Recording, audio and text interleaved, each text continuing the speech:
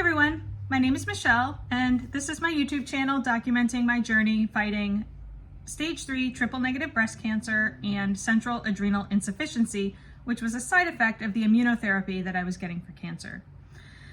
April is Adrenal Disease Awareness Month, and today is April 30th, and I wanted to do a shorter video on just my emergency kit. So I did a longer video. The last video a couple days ago that I posted, or maybe a week ago now, was about living with central adrenal insufficiency. And please go and watch that video. It talks about the different types of adrenal insufficiency and goes into detail a lot more. And it also I did also go through my emergency kits, but I figured I would do just a short emergency kit video. So when your adrenal glands no longer produce cortisol, we have to take certain precautions in order to make sure that we don't find ourselves in an adrenal crisis. So having medications with us is essential at all times, because normal functioning adrenal glands would produce cortisol for little stresses that happen throughout the day or big stresses that happen throughout the day. And we need to replace those steroids manually, that cortisol. So this is the emergency kit that I carry with me at all times. It's in my pocketbook, which I didn't used to carry a pocketbook, but now I do because I have to have this with me. So this case is a hard case, so everything inside is protected. I got this on Amazon, and I will put the link in the description if you wanted to get one of these. And also, just on my keychain, I also have just some hydrocortisone in a little pill container on my keychain as well. So even if I happen to not grab my pocketbook, if I have my car keys, I have extra hydrocortisone with me always in my pocket. And like running into a store or running into the hockey rink, sometimes I don't bring my pocketbook with me. And so, or on a dog walk, taking my dog for a walk, I don't carry a pocketbook when I walk my dog. So, but I do have my keys, and so I always have at least some 10 milligram tablets of hydrocortisone with me. Onto the emergency kit that has everything I might need if I find myself in a stressful situation. And so as I open this up, I'm just gonna, this so you could see. Oops, I'll take that out. This has tablets, medication in it. I'm going to show you that in 1 second. And in here, we have several things. So on this side, there is, let me show you the papers first. Oops, they're wedged in there kind of tight. So the paperwork that I have here is very simple. It just describes basically what this kit is for and why I have it. So adrenal crisis alert information. It talks about the symptoms of an adrenal crisis, the signs and symptoms of, Addison's disease, and after that, there's additional information, symptoms of an Addison's crisis or undiagnosed Addison's disease. But mainly, you're looking for things like low blood pressure, fatigue, that you basically can't stay awake, nausea, vomiting, diarrhea, stomach pain, back pain, dizziness, lightheadedness, confusion, irritability. Like, these are signs that you could be low on cortisol. On this, it also has my personal information and my doctor's, my endocrinologist's name and phone number, and my husband's name and phone number in case of an emergency. And also in here is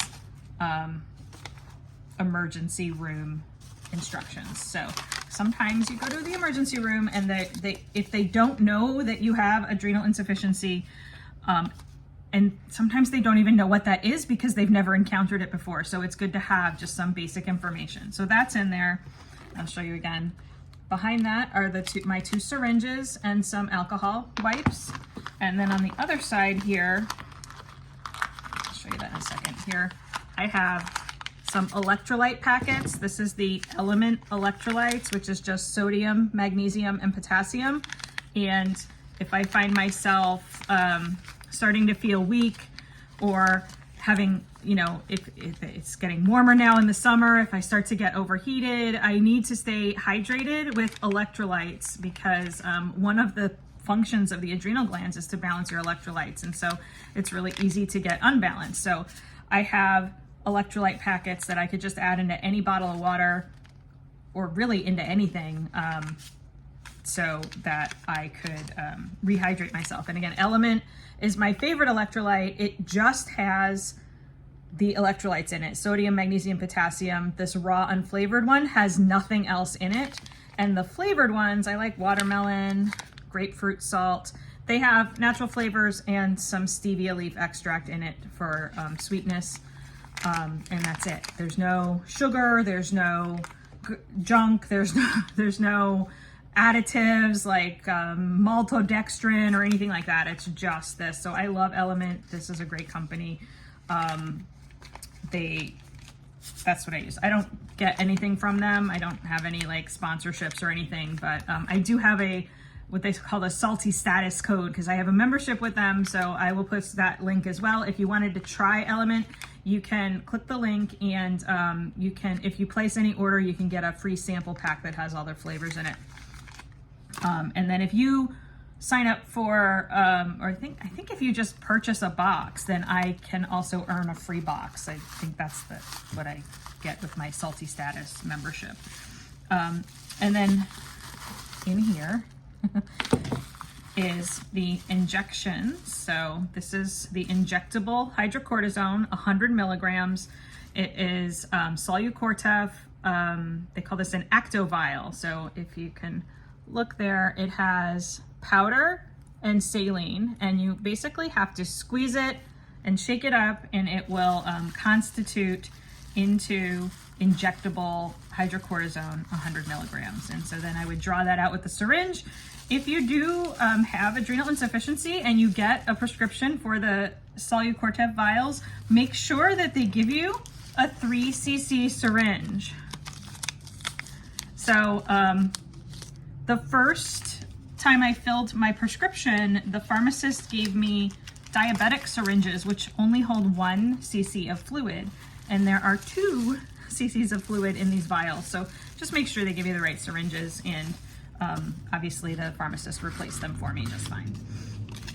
And then behind that, I have one more sheet of paper. So on the side of my kit here that has the injection, I have instructions on how to prepare that, how to squeeze the vial and shake it up, draw it out, and where to inject it into the muscle.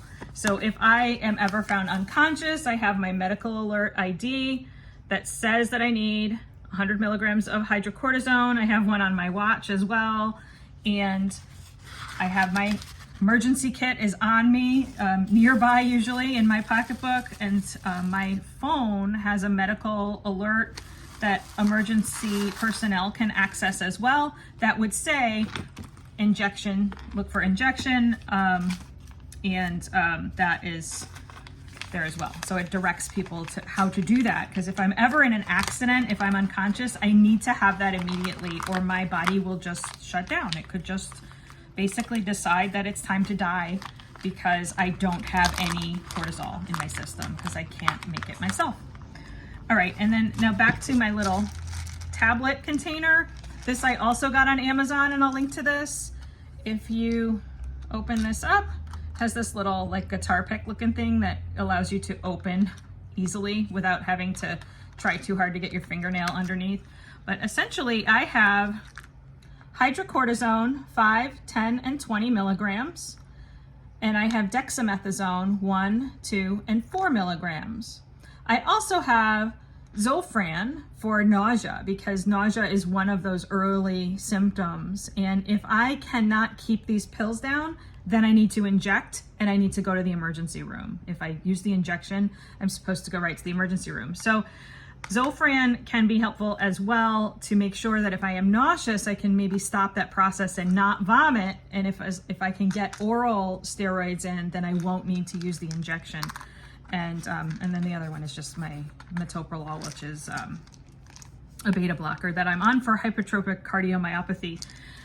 In many cases, toprol is used for blood pressure, to lower blood pressure in people with high blood pressure. But for me, it actually paradoxically raises my blood pressure because my blood pressure is low with adrenal insufficiency. So my heart basically was working too hard, and the beta blocker causes it to work more efficiently, and therefore my blood pressure actually comes up paradoxically. So it's very interesting, fascinating. The cardiologist actually showed me on my echocardiogram how that works. It's really cool. I do have a pretty, and there it is, all nice and closed back up again with all those things in it. So yeah, my doctors are really great. The endocrinologist was fabulous in prescribing all those different dosages of medications so that I could have plenty of spare steroids for any stresses. And so I need to take steroids again to replace what my body would be making. So it's not like if my adrenals made cortisol and then I was taking additional steroids, that could cause some side effects and stuff. And it's not like that. I mean, there are side effects, but it's not, I'm only replacing what my body would be making. But the problem is that there is no way to monitor what my cortisol level is in real time, like a diabetic might have a glucose meter. And there's also not a standard number where it should be. There's ranges, but people vary based on how much they're affected by stress. And so basically, I need to take additional steroids when something stressful happens. And I'm in a few groups on Facebook where people talk about, when they almost had a crisis or they had a crisis, and they're, listing things like, there was this, my son was in a horrible accident and he's okay, but I'm finding that I just can't seem to, get myself up out of bed, or I can't, get through this. And I see people posting that they were out and about and they were in the next town over and they couldn't get home to take more meds. And I'm thinking, you need to have, if you have adrenal insufficiency and your adrenal glands don't function properly, you need to have something like this with you at all times, whether it's in your car. And again, I would not keep the injectable medication in my car just because it could get really hot or really cold in my car depending on the season. And I don't think that would be good for those vials. But the tablets, I'm thinking of having another one of those little kind of pill compartments and just keeping that in both of our vehicles, just so that wherever we are, if I forget my pocketbook, if I forget this somewhere, at least I have some oral meds that could be, jammed into my mouth or something. They taste horrible, but at least that's available. Because, if you're in an accident, if you see a bad accident, like I've actually thought to myself when I saw a bad accident on the highway, like, gee, should I take extra? Because I know that I would produce cortisol because I know how I feel when I see something traumatic. If my daughter has a particularly exciting hockey game, if there's, some sort of event that happens, there's a sporting event or like I said, an accident. That's the best example, is like an accident, and anything that could stress you. Like if you're sitting in traffic and you get really super stressed in traffic, then you may consider taking an extra 5 milligrams of hydrocortisone on a day when you're sitting in traffic for an extra half hour or something.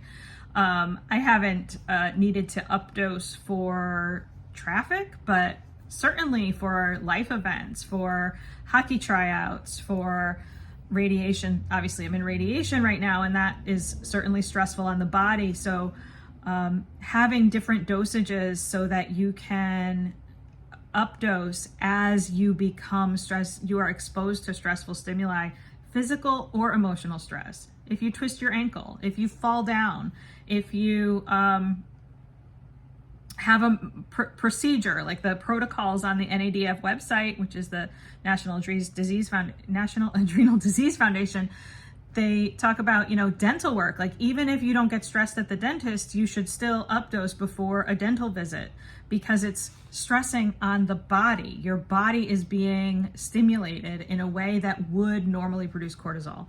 So that's all I'm going to say about that. 15-minute video, not too long. Have a great day. Have your emergency kit with you at all times with extra oral meds with you at arm's length always, and an emergency injection. And if you don't have one and you have adrenal insufficiency, please ask your doctor to write you a prescription for that, for the injection and for extra steroids to keep on hand. And again, I have secondary adrenal insufficiency, which is also known as central adrenal insufficiency. I am not primary Addison's. I see a lot of people commenting about how their endocrinologist says that they don't need an emergency injection because they have secondary adrenal insufficiency. I can attest for the fact that I had an adrenal crisis. I landed in the hospital. I had to take an ambulance to the hospital and I was there for 4 days. Yes, you can have a fatal adrenal crisis, even with secondary adrenal insufficiency. It is critical that you have an emergency injection and an emergency kit with you. All right, have a great day, everybody. This is not a disease that will, keep you homebound. You can live a normal life, but you need to make sure that you have those steroids to updose as you become stressed.